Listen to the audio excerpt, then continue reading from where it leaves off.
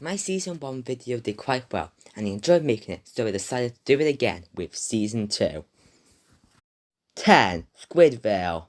Squidward moves to a town of other squid like him and everything is perfect. Or is it? This episode is on the list for Squidward's character development and the moral perfection being boring. Not much more to say here other than it's a great episode. 9. Squid on Strike.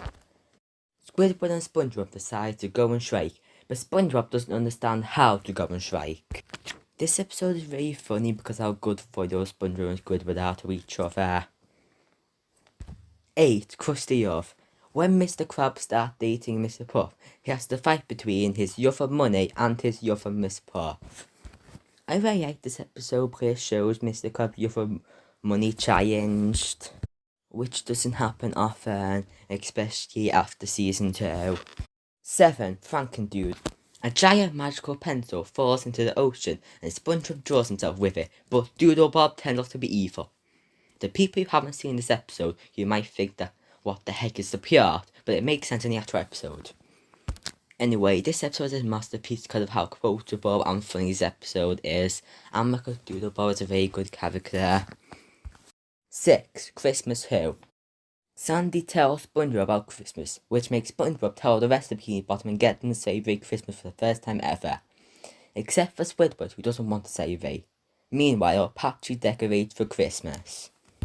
For the first double-length episode, this is really amazing for being funny and having the Christmas spirit, which makes it an essential watch each Christmas. The only thing that keeps it worse than the next 5 is that the ending is a bit rushed and could have been done better.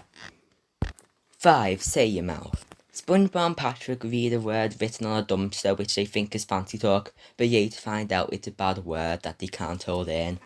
This episode is an example to show SpongeBob is more than a generic kids product, because as a kid who thought they were actually making whale noises, most of the comedy I didn't get, but now I'm older, this episode is really funny.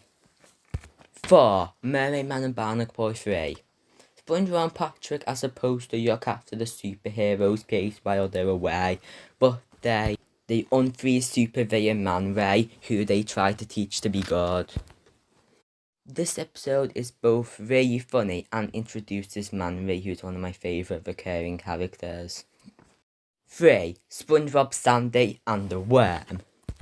The Alaskan bollworm eats SpongeBob's house, Sandy's tail and property of other Bikini Bottom citizens, so Sandy tries to fight it to get her tail back, while SpongeBob follows her to try and change her mind, while the rest of the town fish push Bikini Bottom somewhere else.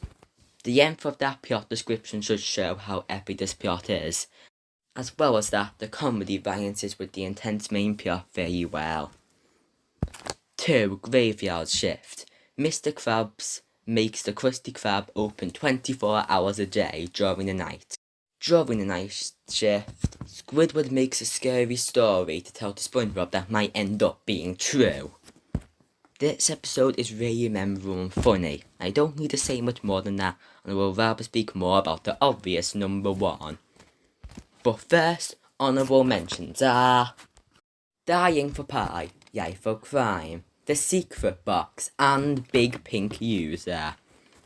Number 1, Band Geeks. To impress William, Squidward gets together a band to play at the Bubble Bowl. Pretty much everyone who knows what episodes were in each season guessed this, because this might be my favourite TV episode ever. The comedy, story, characters, location and memorability are all done almost perfectly. I know it's a boring opinion, this episode deserved its sweet victory. In conclusion, although season 1 is better overall, these 10 episodes are better than the 10 last season, and I felt bad that I had to have Dying for Pie as an honourable mention. Hope you enjoyed. The end.